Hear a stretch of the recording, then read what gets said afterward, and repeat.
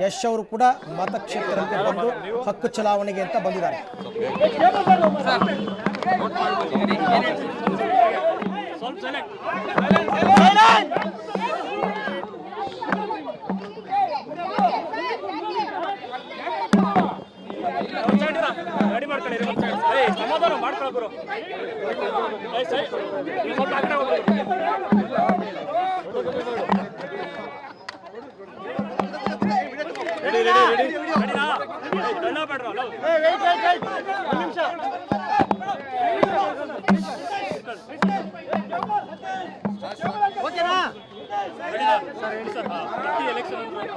ಏನೇ ಕೆಲಸ ಇದ್ರು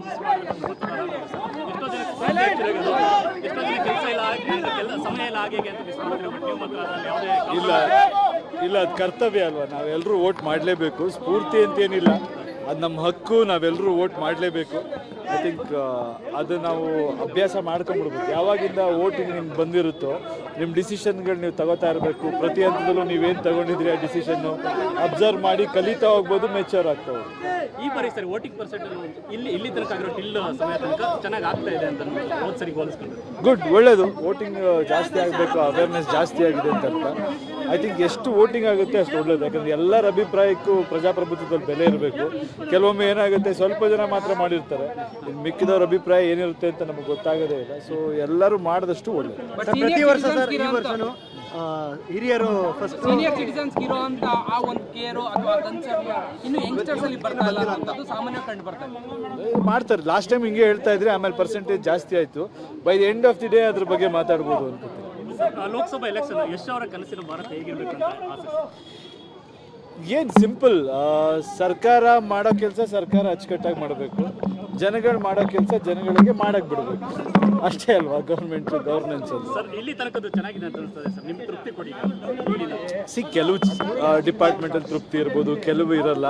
ಬಟ್ ಇನ್ ಟೋಟಲ್ ಭಾರತ ಏನು ಆಪರ್ಚುನಿಟಿ ಇದೆ ನಮ್ಮ ದೇಶಕ್ಕೆ ಅಥವಾ ನಮ್ಮ ಡೆಮೋಗ್ರಫಿಕ್ಸಿಗೆ ಏನು ಇದು ಕಾಣಿಸ್ತಾ ಇದೆ, ಒಳ್ಳೆ ಆಪರ್ಚುನಿಟಿ ಇದೆ ದೇಶಕ್ಕೆ. ಒಳ್ಳೆ ಸಮಯ ಅನ್ಕೋತೀನಿ.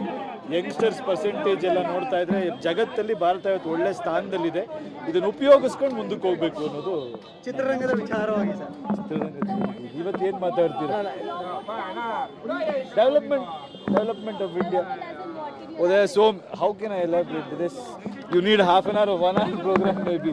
Simple. The government should do what it is supposed to do, and it should let people do what they are doing instead of, I think interference should be less, or empowerment should be done. There are so many things I think as a citizen I expect. No, let's see. I think they are telling me that it's better this time. I think let's hope for the best. I think by the end of the day, definitely everybody should vote, and I request each and everybody to come and vote. That's all. Thank you. ಇವಾಗ ನೋಡಿ, ಈ ಸಮಯ ಅಲ್ಲ ಇದು. ಜನ vote ಬಗ್ಗೆ ಮಾತಾಡೋಣ, divert ಮಾಡಬೇಡಿ. ಮಾತಾಡಿ, ಸಿಗ್ತೀನಿ, ಎಲ್ಲಿ ಹೋಗ್ತೀನಿ ನಾನು, ಇಲ್ಲೇ ಇರುತ್ತಾನೆ, ಮಾತಾಡೋಣ.